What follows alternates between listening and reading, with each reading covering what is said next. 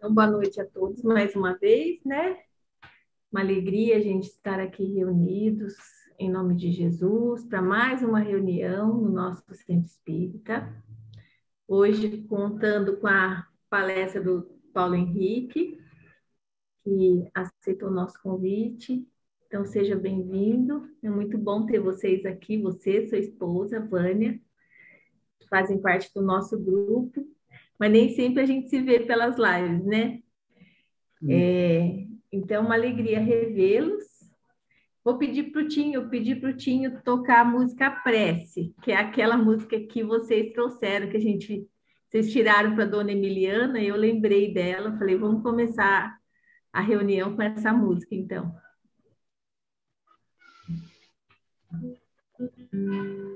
Também fazendo uma homenagem para a Dona Emiliana, né?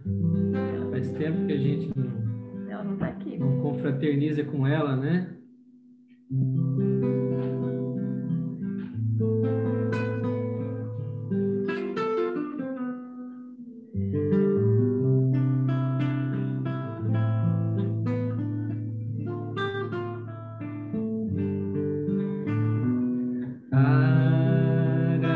Agradecemos, Senhor,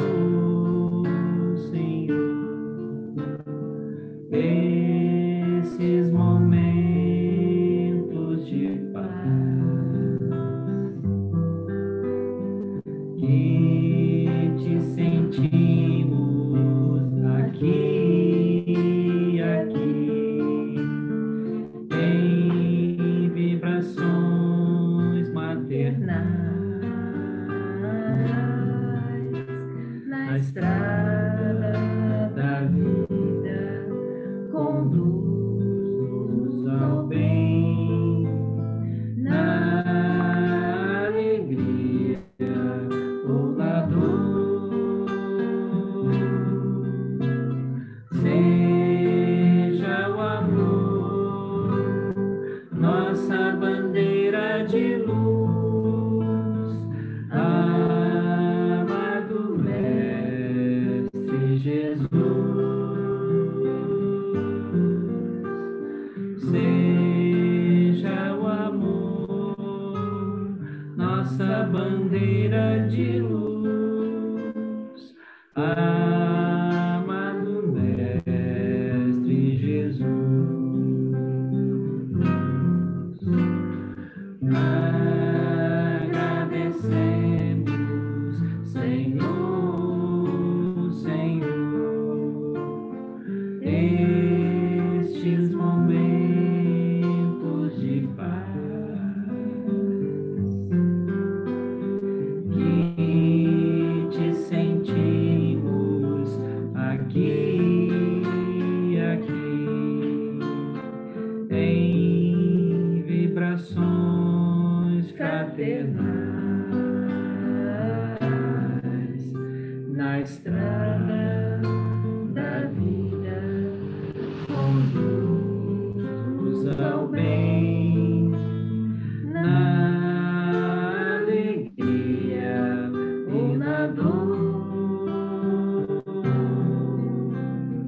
Seja o amor nossa bandeira de luz, amado Mestre Jesus. Seja o amor nossa bandeira de luz, amado Mestre Jesus.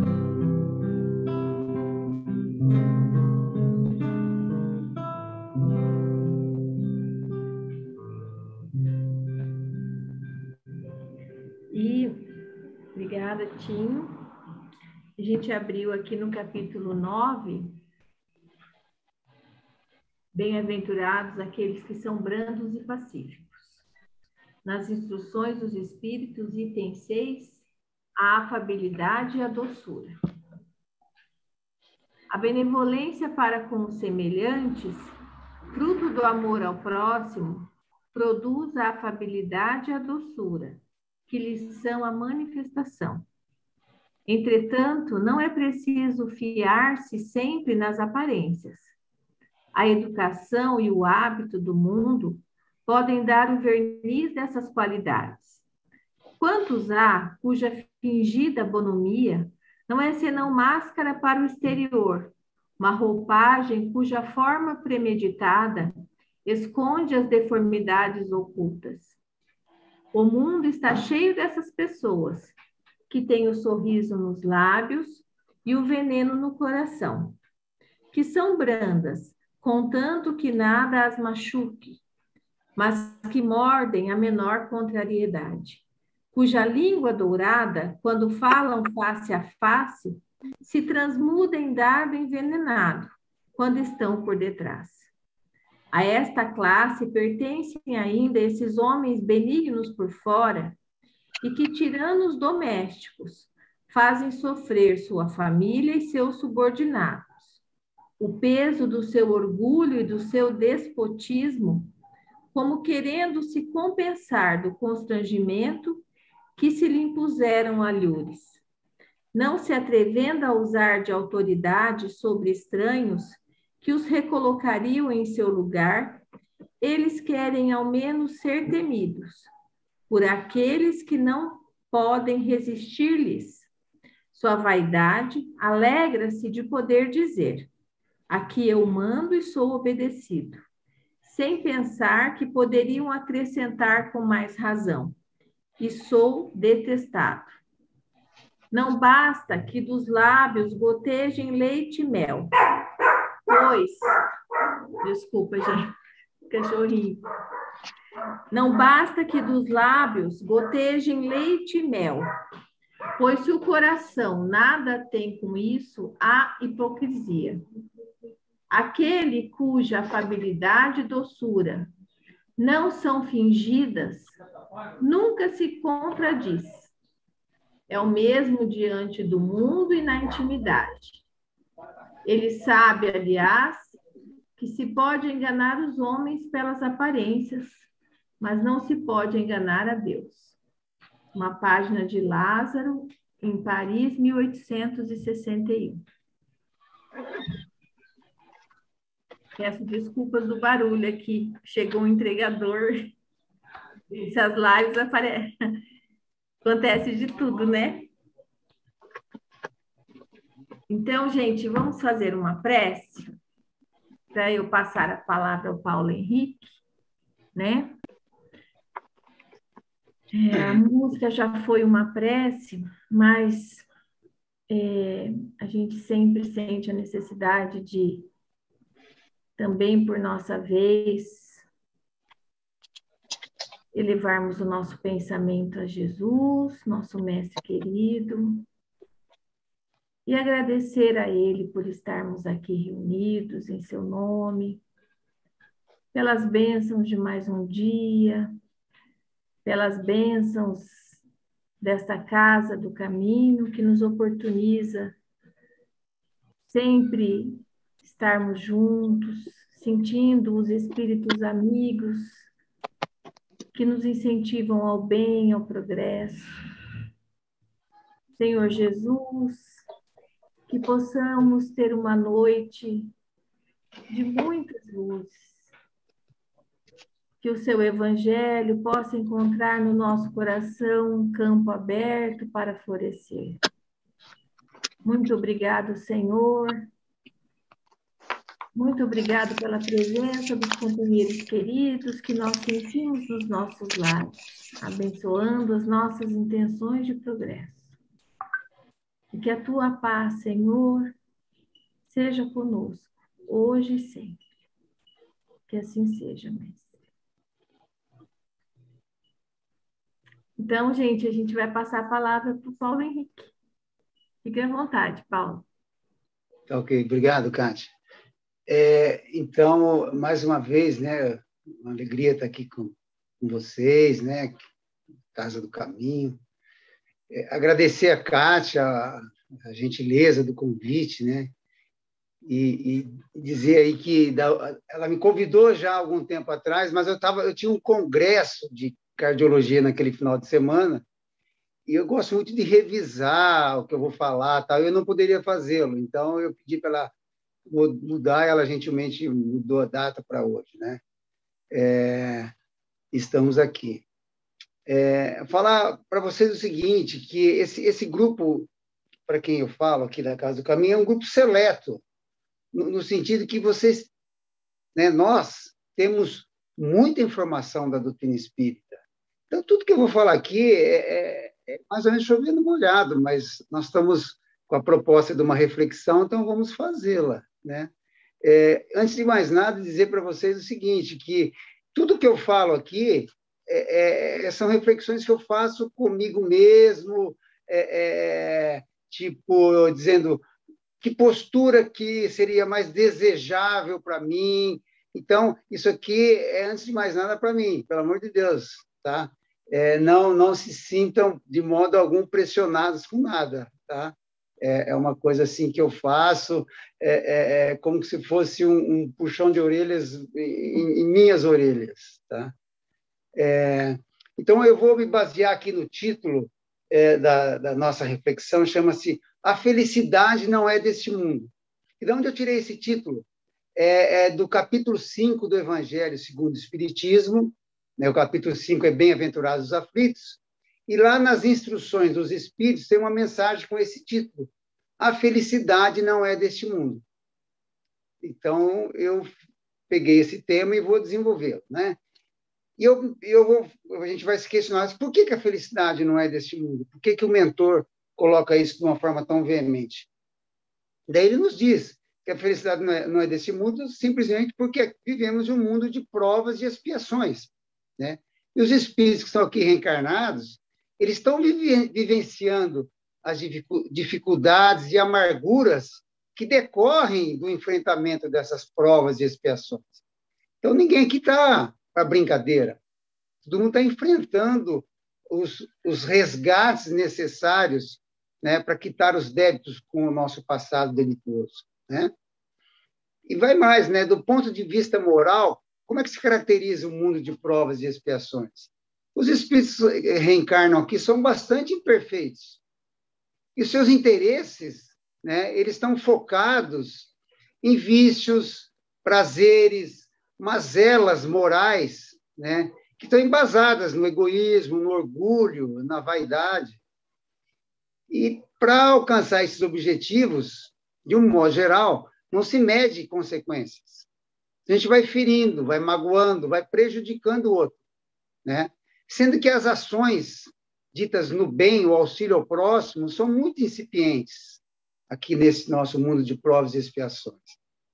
Outro fator que dificulta muito, né, para o espírito reencarnante é que esse mundo aqui, pelo fato de ele ser pouco evoluído, a referência do que é o sucesso, do que é estar bem, é muito calcado ainda, baseado no ter, no possuir, nas questões físicas, o exterior. E isso reforça muito essa proposta materialista de sucesso, ela reforça muito o exercício do egoísmo, da individualidade, da vaidade, do apego às coisas materiais, né? Então, pessoal, e do ponto de vista material, o nosso mundo é um mundo bem grosseiro, né? A matéria é muito densa. Começar pelo nosso corpo físico, que tem muitas necessidades, é extremamente frágil e suscetível de adoecer e perecer, né, de uma forma bem frequente. Então, por tudo isso que eu falei, vocês percebem, né, que realmente a felicidade aqui, realmente, quando eu digo felicidade, estou dizendo a felicidade plena, a felicidade num nível superior, né? Essa realmente não é desse nosso mundo. Então, a segunda questão que a gente se levanta naturalmente bom, se a felicidade não é deste mundo, mundo de provas e expiações, em que mundo nós a iremos encontrar? E daí eu fui no livro, no Evangelho segundo o Espiritismo, no capítulo 3, há muitas moradas na casa do meu pai, e que lá nas instruções dos espíritos tem um item dito: mundos inferiores e mundos superiores. E lá nós vamos encontrar uma descrição detalhada do que seriam os mundos superiores, que ali se vai encontrar a felicidade. Eu destaquei algumas características que eu vou dar uma lidinha rápida aqui para vocês, né, para não ficar muito extenso a descrição, que é bem detalhada. Então, o mentor, aliás, os mentores, né, intuem Kardec, e o texto é de Kardec. O corpo físico nada tem da materialidade terrestre e não está, por conseguinte, sujeito às necessidades nem às doenças, né? A leveza do corpo torna a locomoção rápida e fácil. Ele desliza na superfície ou plana na atmosfera. A pouca resistência que a matéria oferece aos espíritos já muito avançados torna o desenvolvimento dos corpos mais rápidos e a infância é curta ou quase nula. A vida é isenta de inquietações e de angústias, e é proporcionalmente muito mais longa que sobre a Terra. Durante a vida, não estando a alma encerrada numa matéria compacta, irradia e goza de uma lucidez que a coloca num estado de quase permanente emancipação e permite a livre transmissão do pensamento. Nesses mundos felizes, né, não há privilégios, a justiça se faz plena, a autoridade é sempre respeitada, porque só a temos com mérito, né? E o homem, né, o espírito encarnado nesse mundo, não procura se elevar acima do homem, mas acima de si mesmo, aperfeiçoando-se, né? Então, resumidamente, seriam essas principais características de um mundo evoluído. Como que é o nosso corpo físico, como que ele como ele é bem mais tênue, e isso como facilita para o espírito reencarnante, né? Então, a gente pensa assim, bom, então eu vou encontrar a felicidade quando eu estiver reencarnado nesse mundo, né? Já que eu não posso encontrar a felicidade no mundo de provas e expiações, eu vou encontrar a felicidade quando eu puder reencarnar no mundo superior. Mas quando que isso vai ser possível? Quando que eu, Paulo, terei condições vibratórias para estagiar em mundo superior? Quando que eu vou ter condições vibratórias para encarnar em um corpo tão sutil? Quando que eu terei condições morais, eu, Júpiter, condições morais para conviver com espíritos com intenções e objetivos tão nobres? Provável não, com certeza vai demorar muito. Mas enquanto isso não se verifica, como é que vai ser? Eu estarei, na minha condição, eu estarei assim, predestinado, fadado a ser infeliz, enquanto não tiver essa condição de reencarnar num mundo elevado, um mundo superior? O Kardec, no livro Céu e Inferno, no capítulo 3, que chama-se O Céu, ele vai nos dar um dado que é muito importante para o que nós estamos conversando aqui. Ele vai nos esclarecer que a felicidade dos espíritos ela é inerente às suas qualidades. E ele consegue essa felicidade em toda parte em que se encontra, inclusive podendo estar feliz em um mundo de provas e expiações. E que o mais importante para a felicidade do espírito não é onde ele se encontra, onde ele está estagiando, se em um mundo superior ou inferior, se no plano físico ou no espiritual. O que determina a verdadeira felicidade é o que ele é, o que ele sente, o que ele realiza. Em resumo, em quais objetivos de vida ele concentra seus esforços. Então, aqui, Kardec já joga uma luz para nós, né? Então, é mais apropriado seria dizer que você vai encontrar a felicidade numa condição plena, em abundância, na condição de espírito elevado. Muito mais do que ficar evidenciando essa felicidade na descrição da vida nos mundos felizes. Pois é natural que se encontre a felicidade dentro de uma comunidade de espíritos superiores, né? Então, Kardec já nos mostra que você quer ser feliz, né?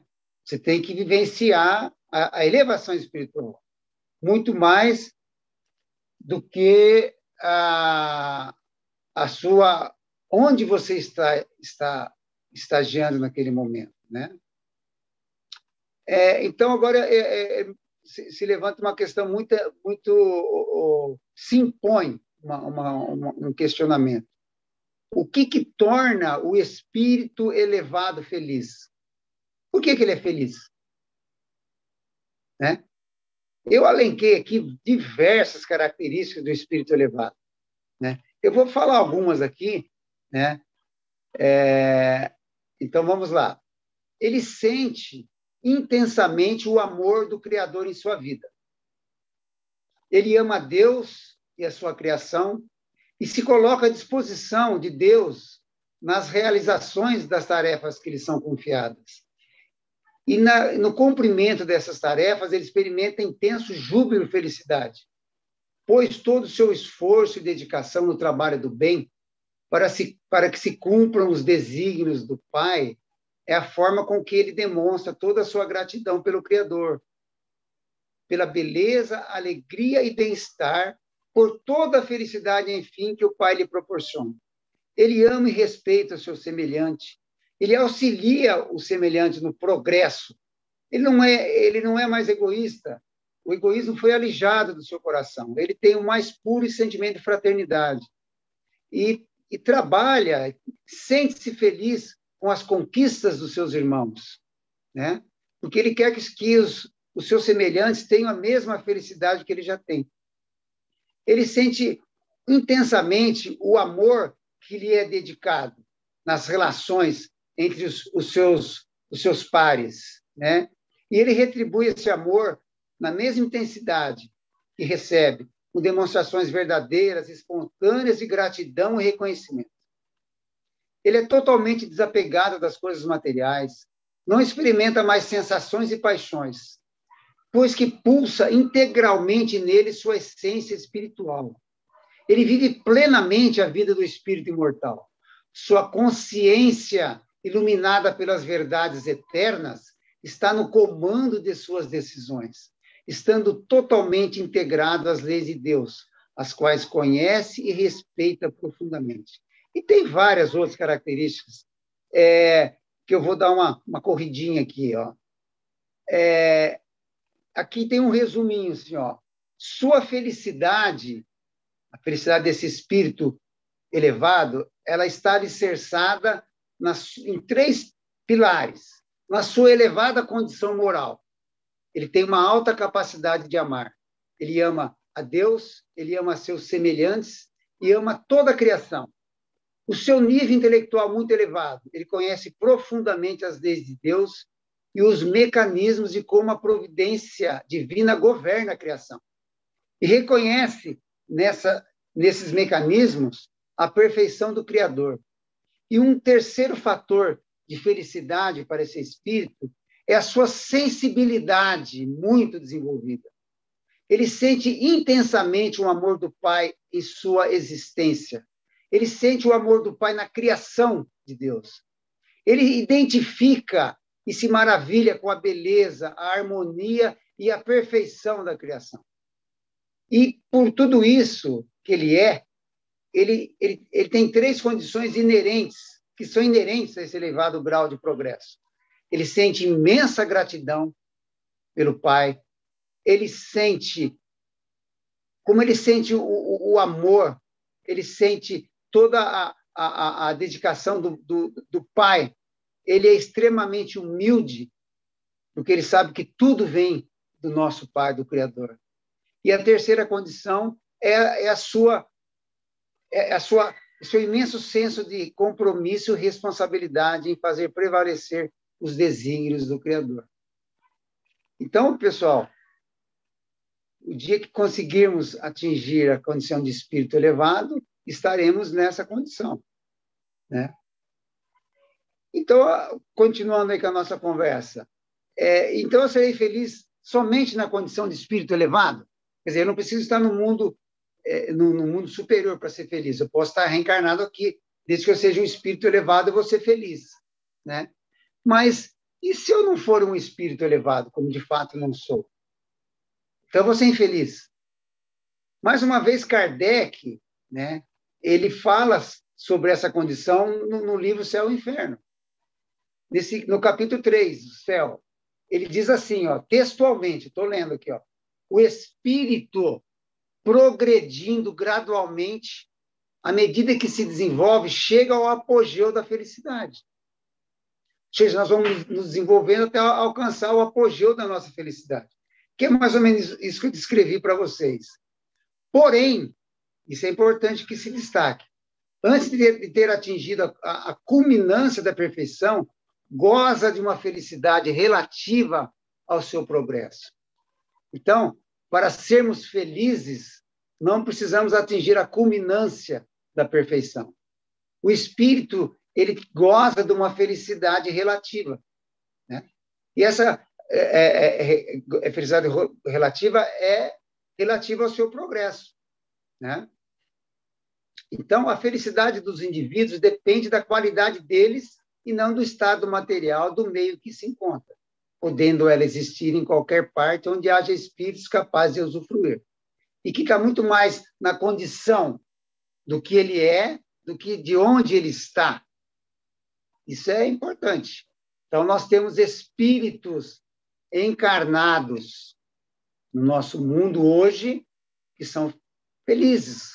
Por quê? Porque são espíritos elevados, espíritos em missão, né? Então, vamos ver até onde nós chegamos aqui no nosso raciocínio, para a gente não se perder um pouquinho.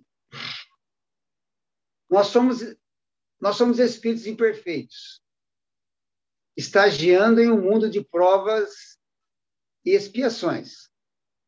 E tanto eu quanto vocês estamos querendo ser felizes. Isso é natural que assim seja. E isso é possível? Kardec afirma que sim, que podemos gozar de uma felicidade relativa ao progresso alcançado. Ele vai mais ainda, Kardec, que nós sentiremos satisfação e alegria quando estivermos fazendo um movimento para acelerar o nosso progresso espiritual. Ou seja, a partir do momento que o espírito, independente do estágio evolutivo que ele se encontra, se ele se identifica, se ele sente que ele está fazendo um progresso, um movimento no rumo do progresso espiritual dele, isso lhe traz uma satisfação íntima, isso lhe traz uma alegria e já lhe traz uma felicidade, né? Essa questão da felicidade do espírito reencarnante, né, isso era um tema que Kardec gostava de abordar. Isso ele faz no Livro dos Espíritos. No livro 4, Esperanças e Consolações, o capítulo 1, é dedicado bastante a esse tema. Penas e gozos terrestres, né? Então, ali ele aborda, né, o que o espírito pode ser feliz, o que ele faz, como que ele pode fazer para ele ter uma felicidade relativa. Então, ele vai falar bastante sobre isso. E ele vai dizer para nós o seguinte, né? Se fizermos um resumo de todas as questões, tem a questão 920, 921, 22, 33, e tem vários comentários na questão 941, na questão 938. Mas o senhor puder fazer um apanhado para não ficar lendo a pergunta e a resposta, ele vai nos dizer o seguinte, que nós, né, no nosso modo de agir, que a gente traz muitas dificuldades para nós. Que o espírito reencarnante traz muitas dificuldades. Por quê? Porque ele se baseia a sua felicidade, né, naquelas questões que nós enumeramos, né, nos seus vícios, né, nos prazeres ligados às sensações, ele deixa a sua vaidade, o seu egoísmo prevalecer nas suas características morais, ele não coloca freios, né? Então, ele vai causando e sobrecarregando já os seus compromissos das suas provas e as suas expiações. Então, ele diz assim, que o espírito, ele gozaria de uma felicidade aqui já, se ele procurasse, do ponto de vista material, a posse do necessário, se ele tivesse a consciência em paz e se ele tivesse fé no Criador, fé em Deus, né? E que tudo o resto que ele vai colocando, os acessórios que ele vai colocando, as necessidades artificiais, a questão das suas vaidades, a questão dos seus de saciar as suas mazelas morais, isso vai complicando muito a vida dele e ele vai procurando a felicidade onde ele não encontra a felicidade, né? Então, se eu fosse aqui, né, me atrever a fazer assim, um esboço, né, um esboço de como que eu conseguiria ter algum êxito aqui nessa nossa atual reencarnação, né? E gozar uma certa felicidade, eu teria que levar em consideração, levando em consideração, lógico, a minha pouca elevação espiritual, né? Então, eu procuraria fazer um paralelo entre como que o espírito elevado, reencarnado aqui, se posicionaria e como eu me posiciono diante da vida, né? Então, eu fiz aqui um esboçozinho. A primeira coisa, né, que eu acho que se impõe para nós, agora estou falando especificamente para nós, espíritas, para nós que somos frequentadores e trabalhadores da Casa do Caminho, né? Então, agora a coisa é bem particular mesmo. Nós teríamos que aproveitar as informações que a doutrina espírita nos dá e transformar essas informações em conhecimento. E esse conhecimento, ele iria nos trazer segurança e serenidade diante dos desafios da vida. Então, nós temos que transformar a informação. Eu tenho muita informação sobre a doutrina espírita. Preciso transformar isso em conhecimento. Eu preciso colocar isso a favor de eu ser uma pessoa com temperança, uma pessoa que procura ser sábia, reflexiva nas suas decisões. Então, é transformar informação em conhecimento, né? E a primeira providência, se eu realmente assimilar esse conhecimento espírita, o primeiro passo, tá? Que, aliás, uma vez eu falei isso e o Tinho falou uma coisa que eu achei muito legal. O Tinho falou assim: Paulo, a gente só vai colocar isso, sabe onde? No espelho dos nossos banheiros. E eu achei, olha que coisa interessante, porque nos nossos espelhos, porque a gente não se cansa de se olhar no espelho e ver se está com o cabelo arrumado, né? Como é que está? Não. E colocar assim, ó, eu sou um espírito imortal, numa oportunidade reencarnatória de elevação espiritual. Você imagina se toda vez que a gente se olhasse no espelho para ver alguma coisa exterior, aparecesse isso. Olha, você é um espírito imortal, rapaz, né? Lógico que você tem que se apresentar adequadamente, mas você tem que estar aciado espiritualmente, né? Isso que é mais importante. Como é que está seu pensamento? Como é que você está equilibrado? Como é que você está? Como é que você vai chegar numa casa espírita de roupa limpa, bonita, camisa nova, mas totalmente desequilibrado espiritualmente? Então, eu lembro do Tinho sempre isso. Colocar bem grande assim no nosso espelho. Sou um espírito imortal, vivendo uma oportunidade reencarnatória de elevação espiritual. Então, essa é a primeira providência. Eu tenho que defender meus interesses de espírito imortal. Esse é o ponto, pessoal, nevrálgico de todo o nosso processo reencarnatório.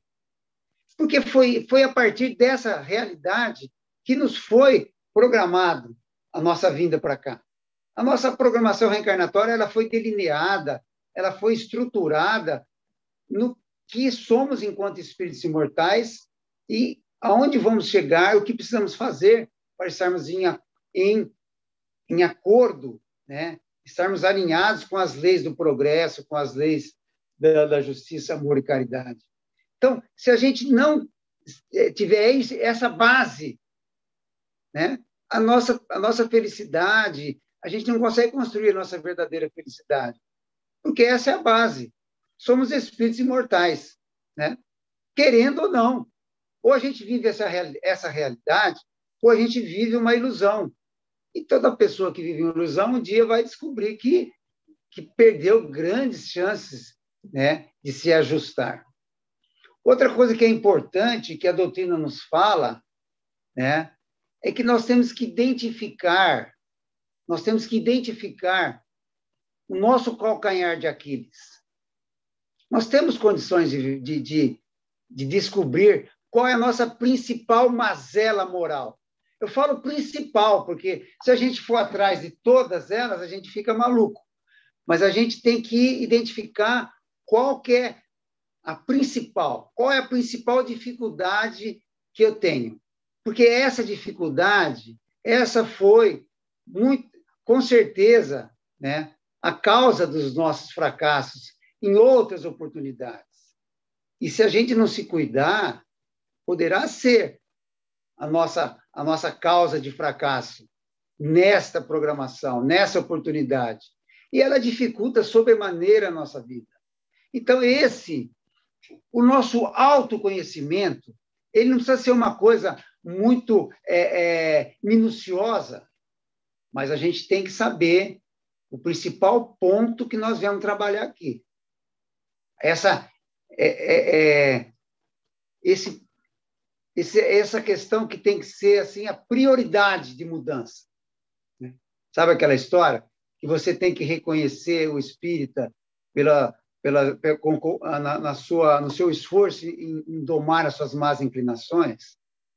Eu acho que se a gente domar a principal má inclinação que nós temos, nós vamos ter uma vida bem mais tranquila aqui e nós teremos êxito no nosso retorno à parte espiritual. Só que a gente tem que ter disposição de fazer isso, identificar e enfrentar, né? Para isso vai ter que ter o quê, pessoal? Muita disciplina, né? Mas essa questão, né? Nós estamos aqui para evoluir. Essa evolução, ela depende da nossa vontade, do nosso livre-arbítrio.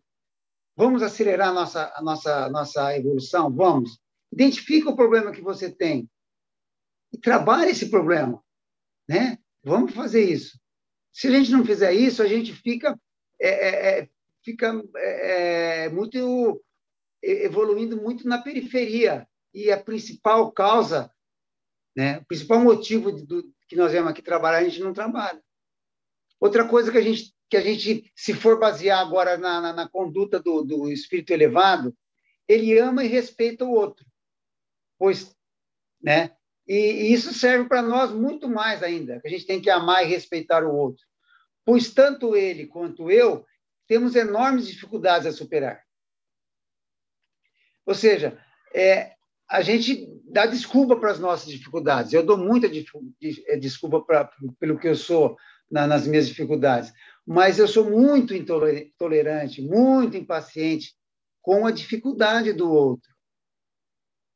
E essa impaciência, essa intolerância, o que ela faz para mim? Ela me deixa feliz ou infeliz? Muito infeliz, muito desequilibrado. Então, você vê como é uma postura. Se eu me coloco de entender o outro, eu tenho benefícios enormes, porque eu não desequilibro, eu aceito o outro, eu passo a desenvolver em mim uma aptidão maior de aceitar, de ajudar, de colaborar, pelo menos de não dificultar a vida do outro, né? Outra coisa que é importante para nós, e que esse espírito elevado faz isso naturalmente, nós temos que sentir a presença de Deus em nossa vida. Isso é uma coisa que nós temos que fazer. Nós temos que fortalecer a nossa fé. Nós temos que buscar a Deus. Nós temos que orar e expressar gratidão e humildade. Pessoal, vocês estão vendo que isso é um trabalho ativo, que isso passivamente eu não vou conseguir conquistar.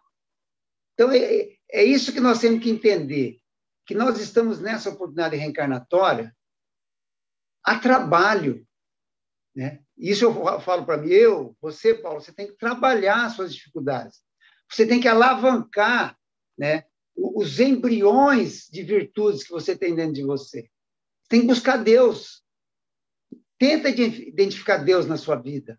Viu tantas coisas que você tem de bom, é Deus que te deu. Quem foi que te deu? A saúde, o corpo perfeito. Quem te deu a inteligência? Quem te deu uma família maravilhosa? Foi Deus. Então, identifique isso. Expresse gratidão por isso. E por toda essa alegria que você tem na sua vida, tenha humildade. Né? Não lembre de Deus só para pedir. Né? Principalmente, lembre de Deus para agradecer, para louvar. Né? A prática da caridade no dia a dia. Né? Nós temos que praticar a caridade no dia a dia. Mas como é que é essa prática da caridade no dia a dia? Eu tenho que fazer grandes obras, grandes coisas em favor do meu semelhante, dificuldade. Se eu tiver condições de fazer isso, ótimo.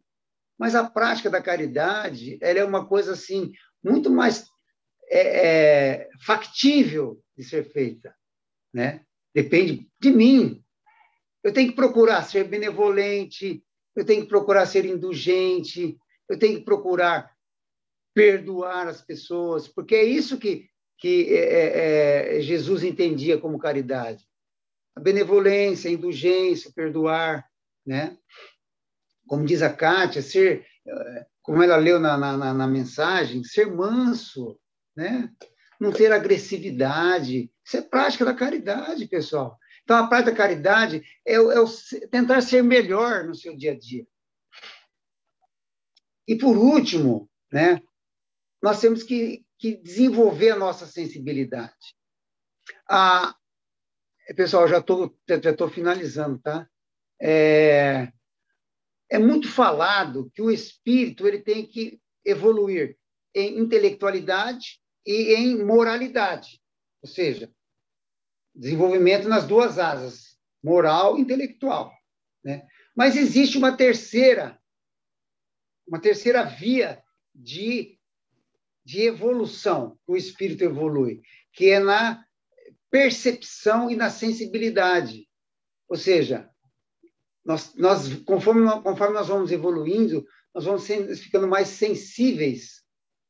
A gente vai sentindo mais a beleza, a harmonia, a perfeição da criação na nossa vida.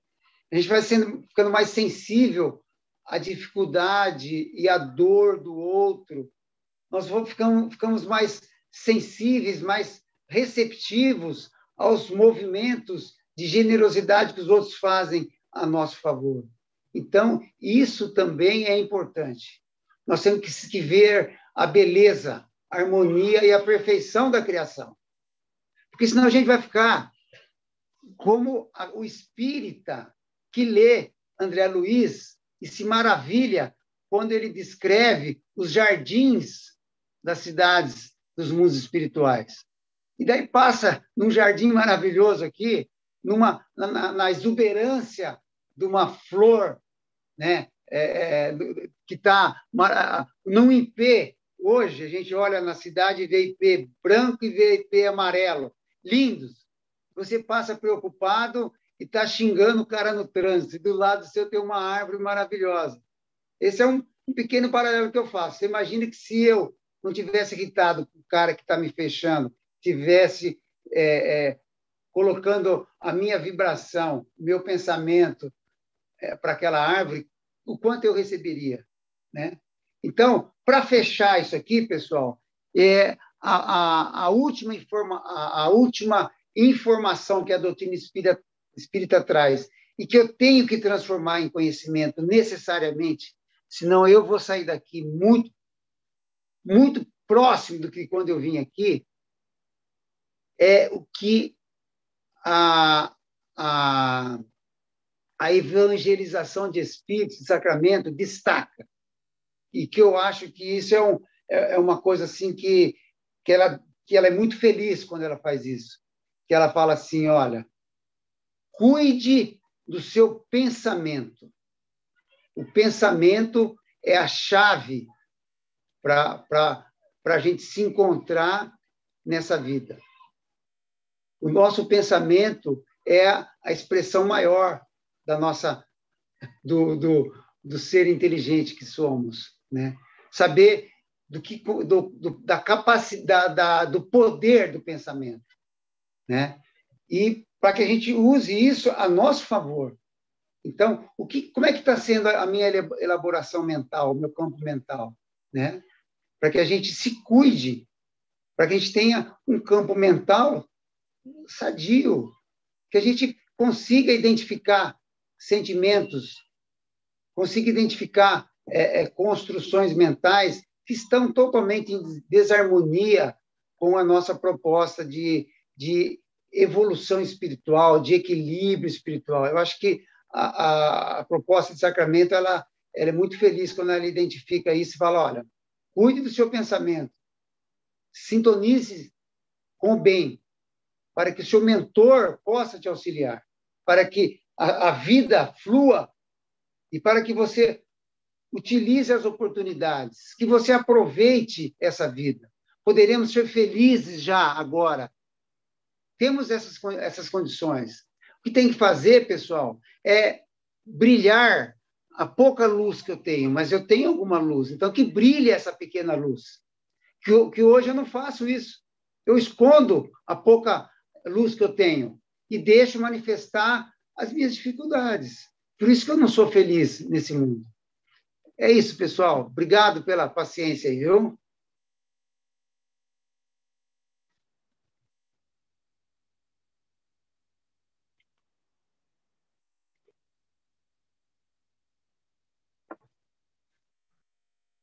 Paulo, que beleza, né? Eu vou ouvir de novo, porque tem tantos. Você trouxe assim, você estava muito inspirado e muito iluminado nessa noite. Foi uma maravilha te ouvir. Está, né? E eu acho que a gente estava muito saudoso das suas palavras também. Você não pode fugir, não. Tem que falar mais vezes aqui para nós. Foi muito bom.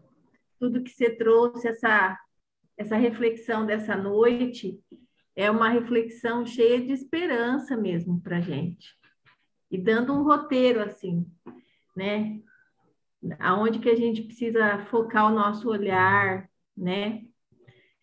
Eu me sinto profundamente agradecida pelas tuas palavras essa noite.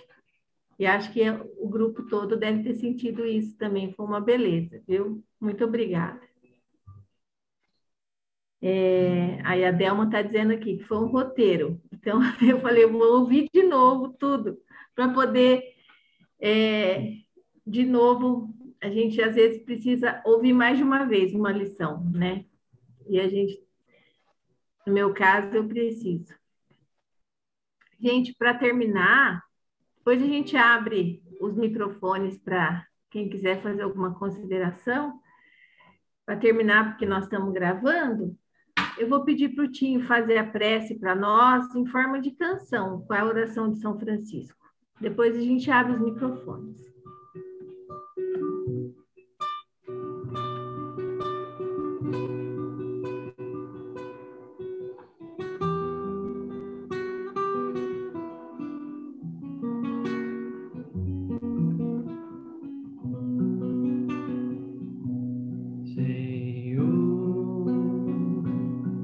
Fazei-me instrumento de vossa paz. Onde houver ódio, que eu leve o amor. Onde houver ofensa, que eu leve o perdão. Onde houver discórdia, que eu leve a união. Onde houver dúvidas, que eu leve a fé. Onde houver erro, que eu leve a verdade. Onde houver desespero, que eu leve a esperança. Onde houver tristeza, que eu leve a alegria. Onde houver trevas, que eu leve a luz.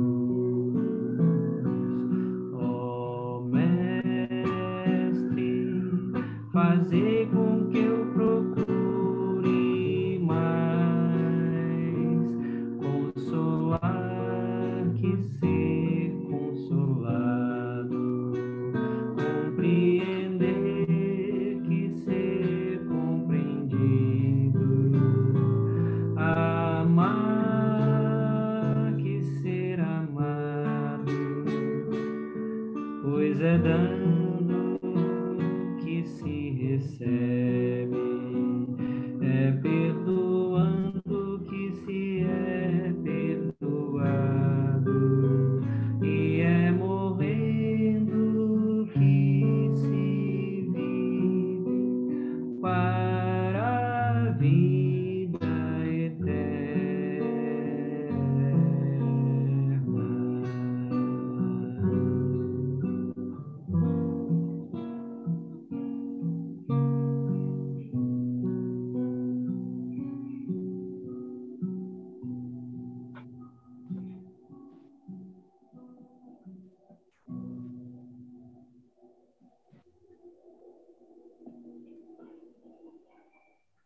Então, com essa prece, né, a gente vai abrir os microfones agora, profundamente agradecidos pela noite. Quem quiser falar alguma coisa, fazer alguma pergunta, fique à vontade. Ô, Kátia, vamos dar um abraço virtual no Paulo, de gratidão pela linda palestra de hoje. Obrigada, Paulo. Obrigado. Eu pedi para todos abrirem o som.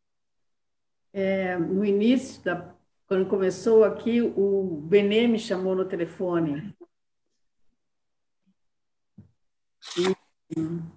Dizendo que está bem